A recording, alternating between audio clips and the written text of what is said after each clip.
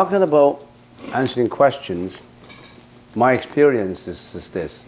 Sometimes a question is difficult to answer if the person who asked the question already has a bias in it.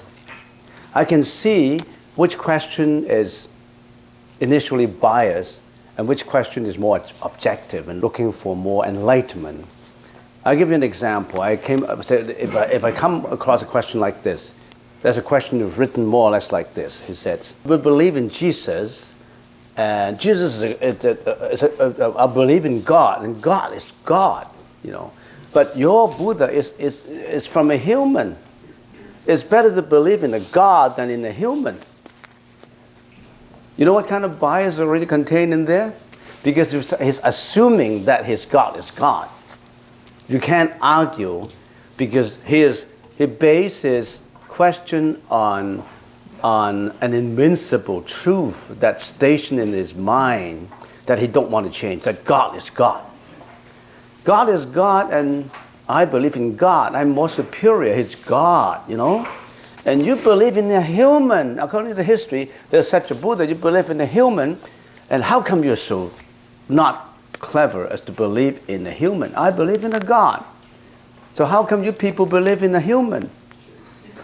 So that kind of question, it looks very simple. Sometimes it may look naive, but that's more difficult to answer. You know why? Because you have to convince him that he's making assumption in his question. He's assuming something that I haven't agreed on. I don't agree on God is God. I don't agree on God is creating you. I don't agree on God is the creator. You're making the assumption and ask me the question and want me to answer. That's a difficult question to answer. It's not so difficult that you don't know how to answer it. But the person who asked the question, he's not only biased, is also not logical. You talk about that thought defines personality, and personality defines destiny. But where do thoughts come from? It comes from you. Don't you agree that that thought comes from you? So you ask me, where does that thought come from? And I say it's from you. And how can we improve on thought process in our daily lives? Maybe the question should be rephrased in this way. Where do thoughts come from? I say, the thought comes from the mind. Not my mind, your mind. A thought comes from your mind. And then you ask further a question, what is my mind? What is mind? And I say, mind is consciousness. If I have consciousness, I must have a mind. If I don't have a mind, but like a piece of stone, I don't have consciousness. Mind is consciousness. And then you ask further a question, where does this consciousness come from? And how come I think in this way? How come I have to learn all these things? And I react in a certain way. Because I react in a certain way, then a lot of these things happen to me. And that means in my interaction with the outside world, this consciousness is the origin of all this interaction. And this kind of interaction sometimes gives me happiness, sometimes gives me suffering, sometimes I cry, I laugh, I do all kinds of emotional expressions. And why does it all affect me? That's exactly what the Buddhist teaching is all about. I can't tell you in just one sitting like this. It's a study of your consciousness. And in the Buddhist philosophy, in the Buddhist teaching, it's called Mujnanamatrata in the Sanskrit language. In the Chinese language, it's Wei Xi. Wei is mere, Xi is consciousness. Mere consciousness only. In other words, you are nothing but consciousness. Nothing exists but consciousness. And every consciousness, how come it's not the same?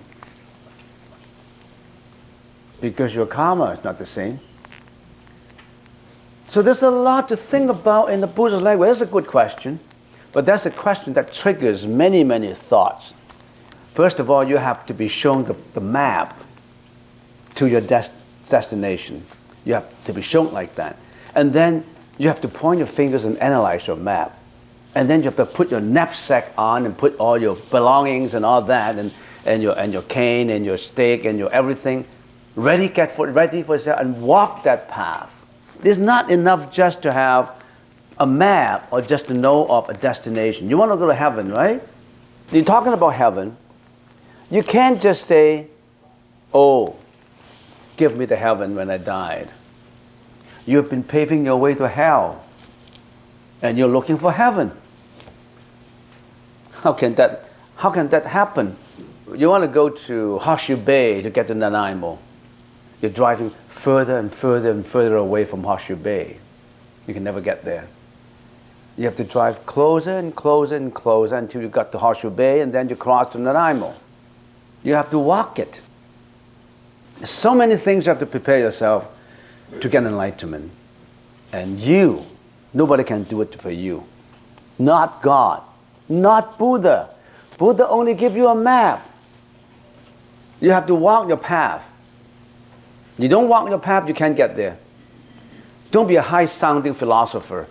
Oh, I can give you all kinds of high-sounding terms and terminology and all that, and I'm not practicing it. Practice, practice, and practice. That's the most important. And what's the most important word in doing a successful business? Honesty. Huh? Honesty. Honesty. Honesty, honesty, honesty. Honesty is just the best policy. But just honesty is not enough. 6 words. To be very successful in whatever you do, 6 words. And we call it the 6 parameter. 6度波羅蜜. The 6 parameters. 6度波羅蜜. That's in the Heart Sutra, some king. What are these 6 facets of life that will lead you to happiness, that will lead you to success? Generosity, discipline, patience, diligence, or hardworking, concentration. That's 5, right? The last one is what? You know it. Wisdom. So of these 6 factors, which the Buddha told us, the 6 parameters, you'll be successful in whatever you do. A company, for example. You want to be successful in your company? Let's apply these 6 parameters. What's the first one? Generosity. How do we practice generosity in getting to be a successful business? What is generosity? Generosity, in a broad category, means what? Giving. What can you give to the consumers? What kind of service you give to your consumers, your customers? If you're thinking always of ripping off your customers, what you can benefit from the customers, and not giving about a service, a satisfactory service to your customers, you can never win. You don't think about, I always want to rip off and make profit from my customers and not to render him or her the best service. You have to give. Same being a teacher, for example. If you always have that idea of generosity, you always walk that extra mile to make your students improve better and better. I always get the example of that movies To Serve with Love. Sidney Poitier. His extra time is dealing with students. His extra time is mixing with students and talking to students. His whole life is in teaching, not just in the classrooms. The 6 parameters, the first one is giving, and you got to give. Don't think about what you can get from the society, what you can give. If you're a responsible husband, what can I do to improve my kids' education? What would I contribute to the family? What would I give to the family? If you're being selfish, you're just thinking about yourself. You're not a responsible father. Certainly, you're not a responsible mom if you're always egoistic. Discipline. How does it apply to a company? A company has no discipline in it. How can that company be successful? The board of directors has to have discipline of meetings, of making the proper minutes, of introducing everything, exchange of information to make that company better. The managers always have to think about how to discipline himself. The workers have to work in a certain time. You got to have discipline in your company to be better and better and better. The 6th paramita. Para, what is para? Getting on shore. Getting from this shore of failure to that shore of success. Paramita. Parama is perfection, a broad perfection. That's how where we derive that word panorama. Parama is unlimited view of success. Second question. We will always experience pain, but the suffering from it is optional, right? We can choose not to suffer. What it says is, we can choose not to suffer. You have a choice, but can I exercise that choice? If you are sick, can you exercise that choice of not being sick? If you are dying, can you exercise the option of not dying? Can you exercise that option of not being born in a poor family? You want to be born in the family of a tycoon who has billions of dollars. Do you have that option? Do you have the option of not getting aging? Do you have the option of when you were born, you have a handsome face? You have no option. Basically, you don't have an option of not born in this world. You say, when you're in the mother's womb, you say, I don't want to be born. I know this is a poor family by the kind of food my mother tastes. It's not good food. I'm not going to come out. Can you say that? Do you have an option of not coming out from your mother's belly? You have no option at all. Why didn't you have no option? You tell me. Your question should be, why didn't I have no option? Why? Because you created that yourself. You created the kind of karma that pull you to where your suffering is. And if you're not suffering, if you're being born in a rich family where you can enjoy, as a teenager, you will enjoy driving a Ferrari and all that. I still remember the couple of young students sitting in there. When I talked about suffering, he rose up and he left. Before he left, he said, I didn't see any suffering. The life is happy. And later, some friends around said, you know why? She was driving a Ferrari in a parking lot, and her parents, it's high officials in China, making billions of dollars, and they were sent to study in here. You can choose not to suffer, you cannot, because you created your own karma, which pull you to where you are. You have cultivated the causes of who you are. Why are people different?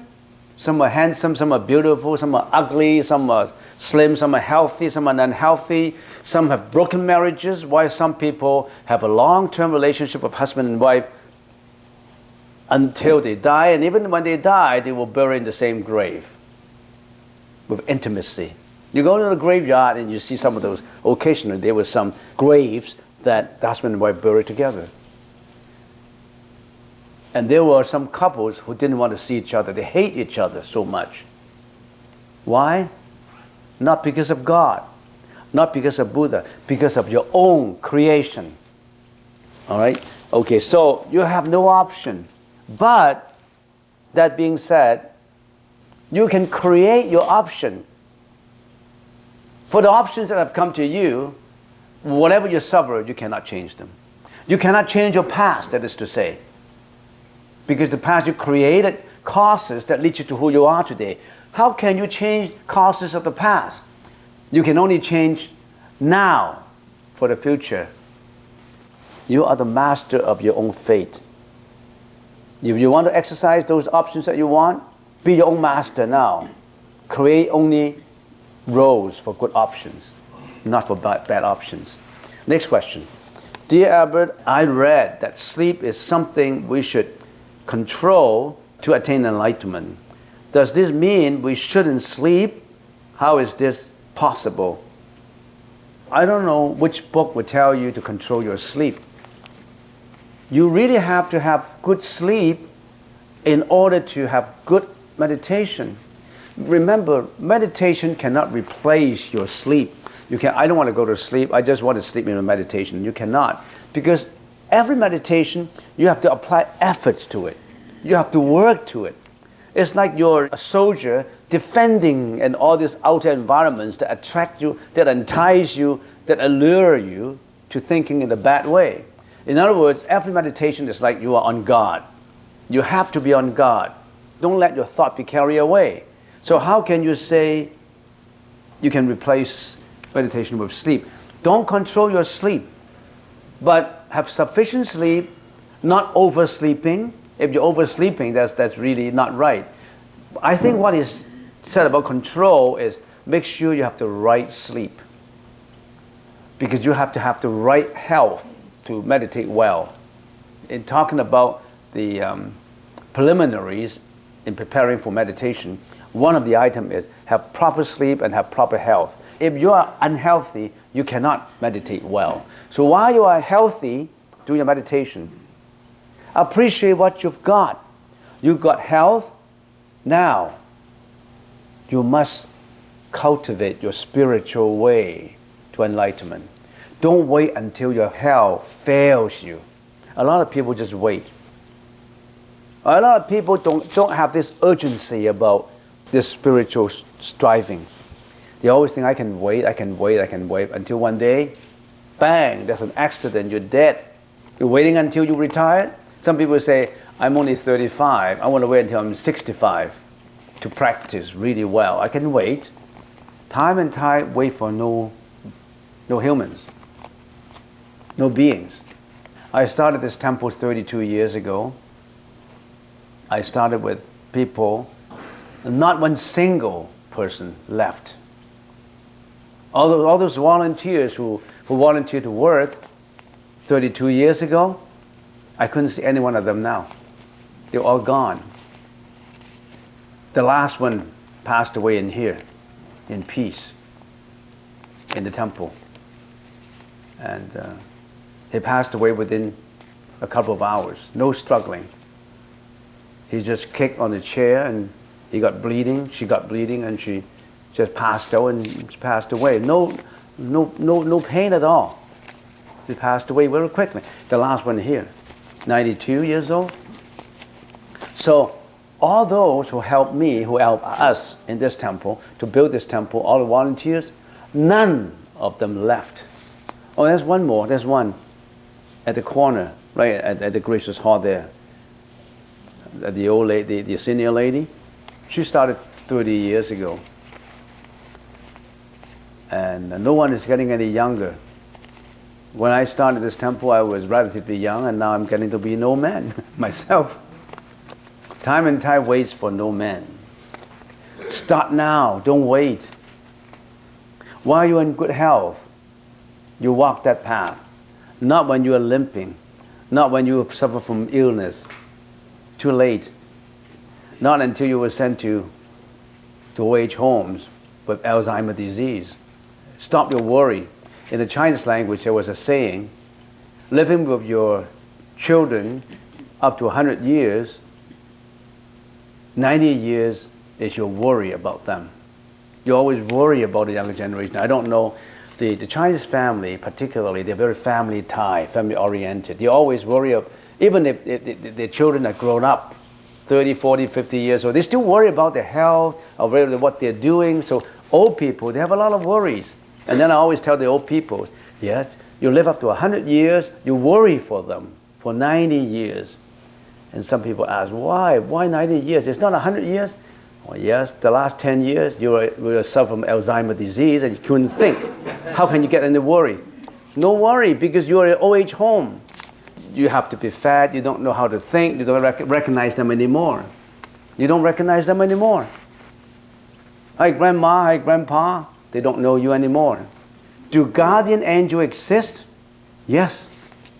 Guardian angels do exist. Not only guardian angels, there's so many other sentient beings living in other dimensions that we can see, we can hear, we can feel, but they exist. But how do you know? You always tell me, how do you know? You can see them, you can touch them. To explain this, we need some logical thinking. How do you believe in something? You believe in something basically because from logical argument, another is from what you see, what you feel, what you touch. Others is from from history, from what the ancient saints say, and some is from your induction or deduction. That's involved with logical thinking. For example, if there's a distant mountain, Mount Baker, if you see some smoke going in Mount Baker, you know there's fire. You don't actually have to see that there's a fire in there. You can conjecture. You know there's no smoke without fire. So you know that as a smoke coming up, there must be some fire over there. You don't necessarily have to see that there's a fire. You believe in something by deduction, sometimes by induction, by postulation, by conjecture, because you don't have to see. Some people say, you don't see a guardian angel, how can you believe in it? You don't hear a guardian angel, how do you believe in it? Remember, humans' senses are so limited. Your hearing instinct is not as good as dogs. Dog can hear 2 miles away, 3 miles away. When the siren is going, the dogs can hear it and start to bark, and only after 5 minutes when the siren bus driving by, then you start to hear it. So our senses are so limited, are so restricted. Don't just believe in your own senses. Sometimes they mislead you too. They're not capable of seeing, listening, and feeling so many things in this world. Whale under the ocean can hear his partner 20 miles away. Whales can you hear under the water 20 miles away? You can't.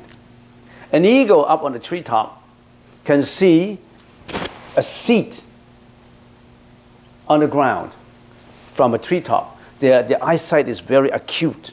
And some people have special eyes that they can see them. And even if you don't have special eyes, sometimes after meditation or during meditation, when you are so clear in your mind, you may be able to witness some of them. I have this experience that I still can't prove it 100%.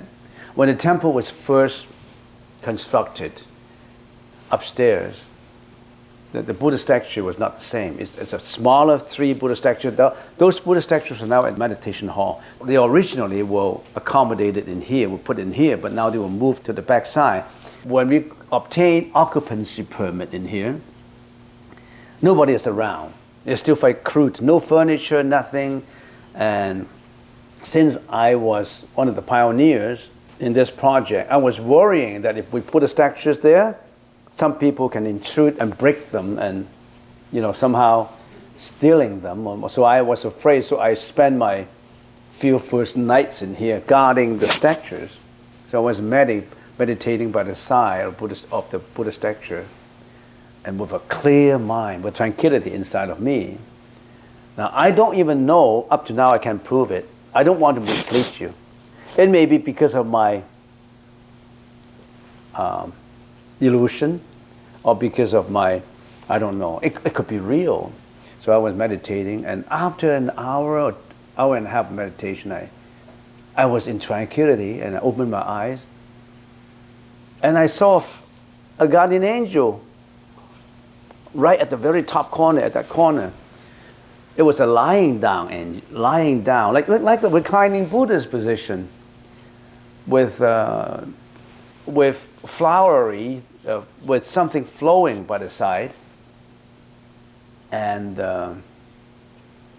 about 8-10 feet in length, about the size of this Buddha, about that size, not a human size, very bright, very good looking. And I always thought it's a she, I may be wrong. She said, "Do you still remember me? Do you still remember?" I said, "Oh." And then I did a lot of conversation. She pointed her finger at me, and I forgot everything. I didn't know what we were talking about. But I still have that first 1 minute clear that it was a flying object in there. Right now, I'm not quite sure, because I forgot everything we were talking about. But I still remember the first question that she asked me. And she asked me, it's not in language form. It's not a, "Do you know me? Do you still remember?" It's not that. It's a mind. It's not a language anymore. It's just a mind, a mindful transmission Language is just happening here in this world, not in many other worlds. In many other worlds, they don't use language. In some worlds, they use what? Frequency as a media of communication. And in another world, they use light. In other words, they communicate in light. Certain light intensity, like they communicate, not communication in language, it's crude. In this world, a man and a woman's relationship have to have a body touch. In other words, there must be a body touch to it. But in a higher level of that kind of man and woman relationship, it's a transmission of a smile. It's a shake of hand. A shake of hand is already have that transmitted. The lower level is by body touch. The higher level, they don't have to touch each other. It's just transmission, not in body, you know. So since communication is communication in a mindful communication. You asked about guardian angel. I believe in it because quote and unquote, my own experiences, which may not be right. It could be my illusion. I don't want to claim that I have supernatural power. I don't have. It's my feeling that I have that kind of experience, which has to be proven that I know guardian angels exist. Last question. During meditation, my mind becomes clearer and produces many solutions for ideas for my everyday job, so I feel reluctant to bring that monkey mind back to breathing. Please advise. When in meditation, your mind gets very clear and better. You know why your mind is getting clearer and better during meditation? Because you were able to pull that monkey, to get that monkey into control. That monkey is not too active.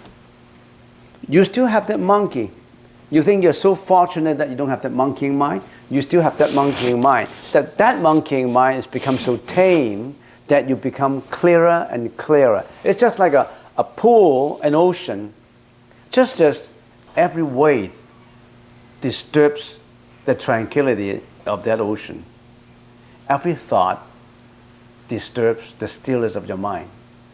So if that monkey sits still and stay put, that's because of meditation helping it. But he's still a monkeying mind. He still wants to move around. So don't think that you want to get rid of that monkey. To bring that monkey back, you are actually bringing it back without you knowing it. Is you just put that monkey under bed in better control until that monkey one day disappears and is complete tranquility and stillness. That's where your pearl of wisdom, your pearl of nature, has no more dust and dirt on it, and your one brightness, tranquility. So it's a good sign that you get clearer and clearer, but because you are in better control of that monkey, it's still a monkey, but that monkey is so tame, it's under your control.